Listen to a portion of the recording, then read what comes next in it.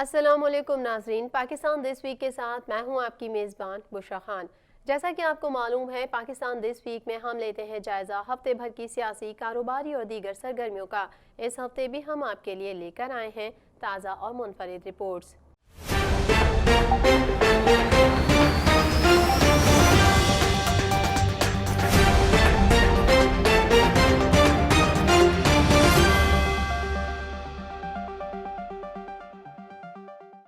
سب سے پہلے بات کرتے ہیں ملک میں کرونا کی صورتحال کی۔ ملک میں کرونا وائرس کی دوسری لہر تباہی مچانے لگی ہے۔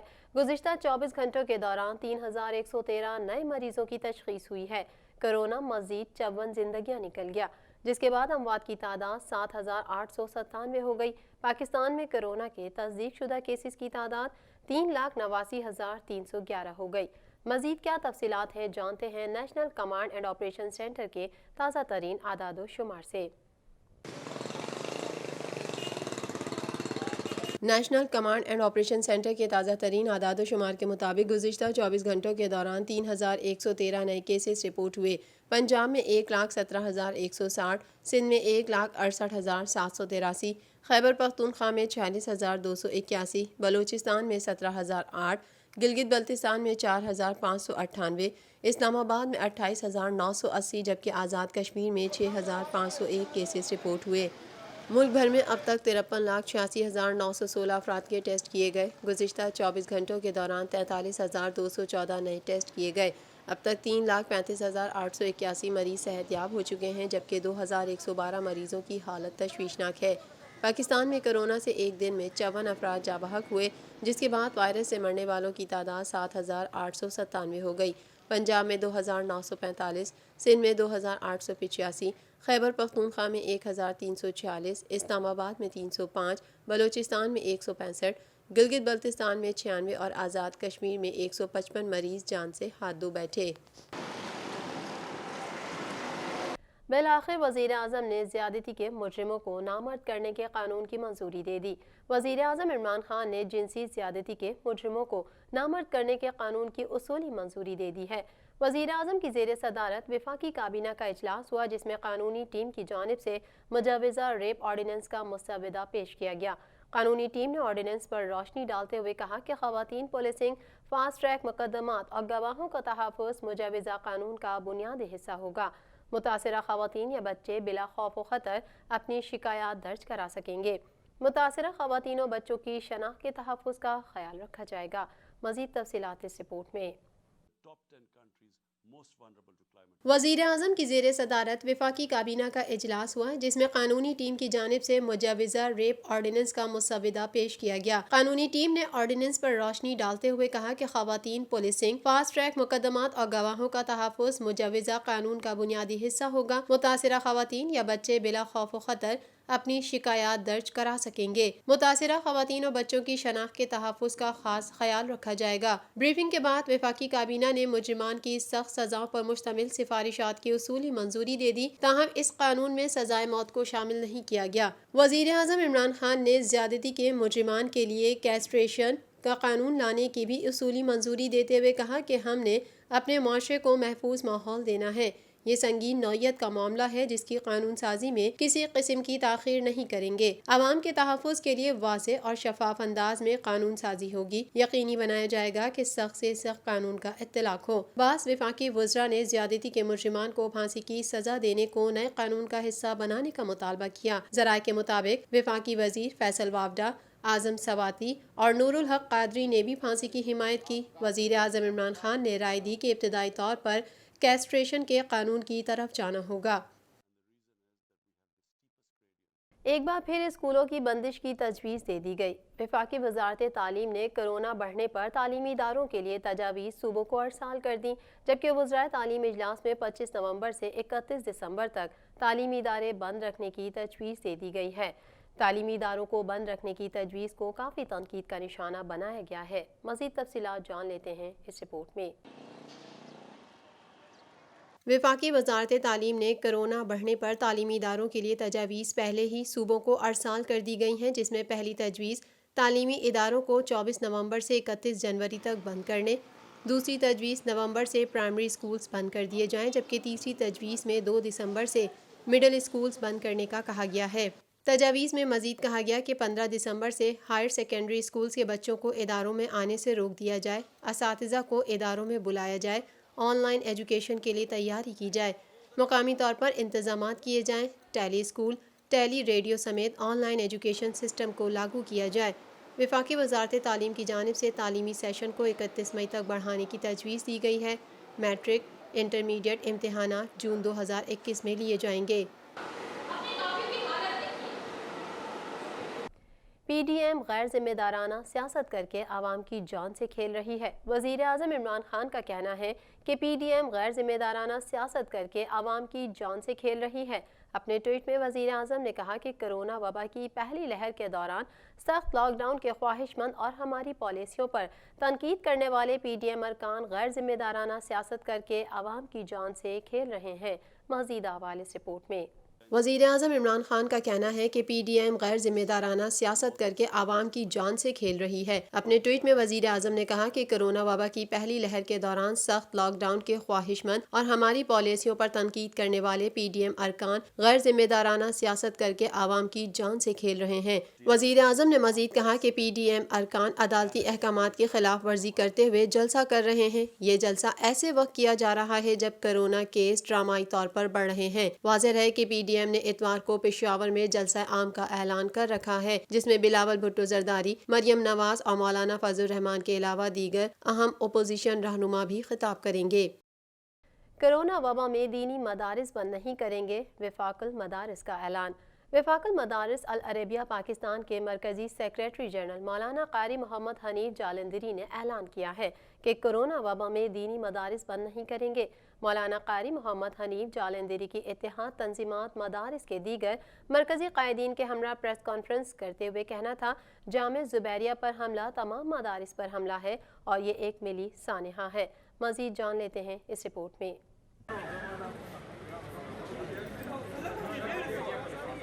وفاق المدارس العربیہ پاکستان کے مرکزی سیکریٹری جنرل مولانا قاری محمد حنیف جالندھری نے اعلان کیا ہے کہ کرونا وبا میں دینی مدارس بند نہیں کریں گے۔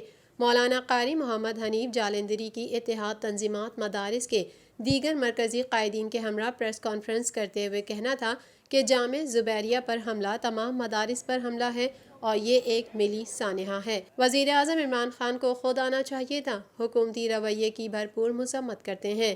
وفاق المدارس العربیہ پاکستان کے مرکزی جنرل سیکریٹری کا کہنا تھا کہ ہم اسلام کے پہرے دار ہیں اور حکومت کو چاہیے کہ مدارس کو مضبوط کرے۔ دینی مدارس کے کردار کو محفوظ رکھنے کے لیے اپنی جدوجہد جاری رکھیں گے۔ اس سانحے کے پس پردہ کرداروں کو گرفتار کیا جائے۔ بیرونی سازش کہنے کا حکومتی بیان ناکافی ہے اور اقدامات کی ضرورت ہے۔ قاری محمد حنیف جالندھری نے کہا کہ کرونا ایس او پیز کے تحت مدارس بند نہیں ہوں گے کیونکہ تعلیمی اداروں کی بندش کے فیصلے میں وفاق المدارس سے مشاورت نہیں کی گئی۔ انہوں نے مزید کہا کہ اس بارے میں کوئی دوسری رائے نہیں کہ پاکستان تحریک انصاف کی حکومت نااہل ہے۔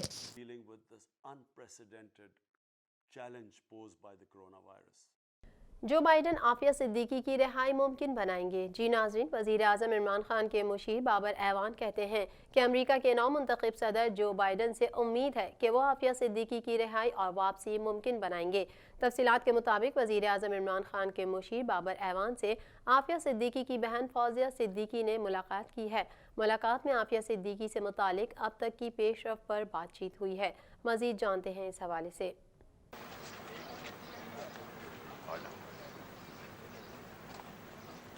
وزیر اعظم عمران خان کے مشیر بابر ایوان کہتے ہیں کہ امریکہ کے نو منتخب صدر جو بائیڈن سے امید ہے کہ وہ عافیہ صدیقی کی رہائی اور واپسی ممکن بنائیں گے۔ تفصیلات کے مطابق وزیر اعظم عمران خان کے مشیر بابر ایوان سے عافیہ صدیقی کی بہن فوزیہ صدیقی نے ملاقات کی ہے۔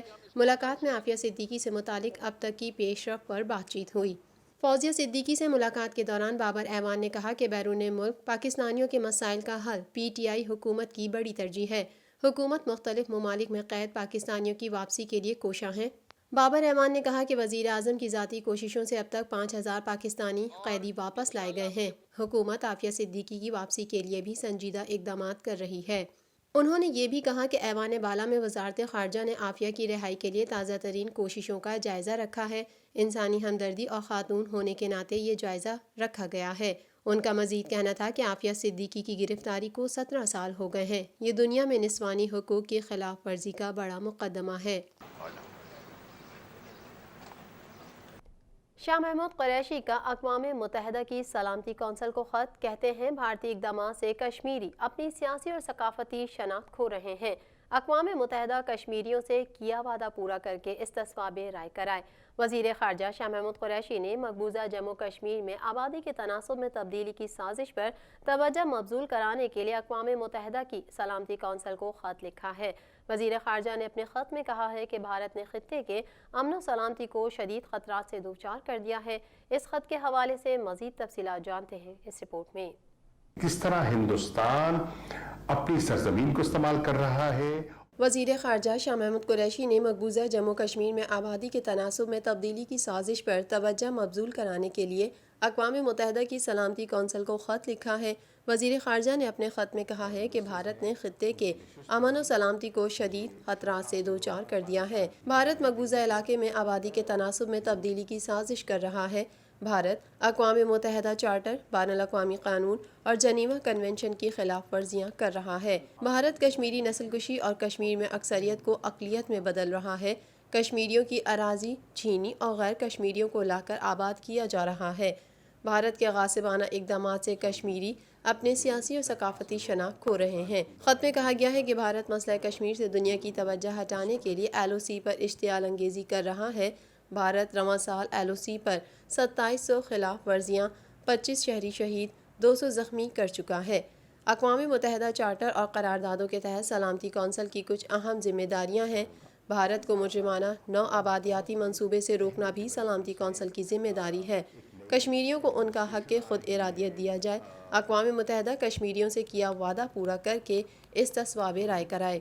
مجھے شرف حاصل ہوگا پاکستان کی نمائندگی کا۔ سپریم کورٹ کی جانب سے وزیر اعلیٰ سندھ کو توہین عدالت کا نوٹس جاری۔ ریلوے خسارہ ازخود نوٹس کیس کی سماعت کے دوران سپریم کورٹ نے عدالتی احکامات پر عمل درآمد نہ کرنے پر وزیر اعلیٰ سندھ سید مراد علی شاہ کو توہین عدالت کا نوٹس جاری کر دیا ہے۔ سپریم کورٹ نے سماعت کے دوران چیف جسٹس آف پاکستان نے کہا کہ سرکولر ریلوے کا کام 2 ماہ میں مکمل ہو جانا چاہیے تھا، صرف اوور ہیڈ برج اور تھوڑا سا اور کام ہے۔ مزید حوالے اس رپورٹ میں۔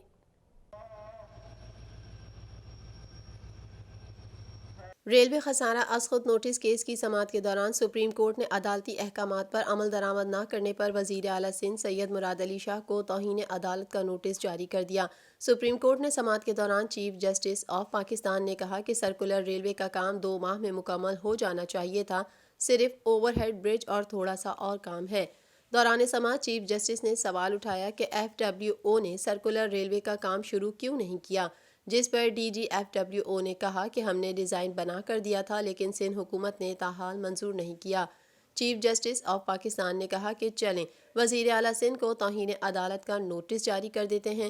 عدالتی فیصلے کے مطابق کیس کی سماعت 2 ہفتوں کے لیے ملتوی کر دی گئی ہے اور اس دوران وزیر اعلیٰ سندھ سید مراد علی شاہ 2 ہفتوں میں توہین عدالت نوٹس کا جواب جمع کروائیں گے۔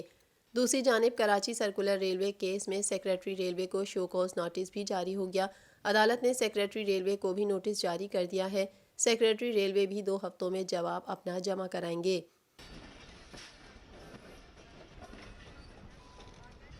مزید خبروں کو بھی پاکستان دس ویک کا حصہ بنائیں گے۔ یہاں لیتے ہیں ایک چھوٹا سا بریک۔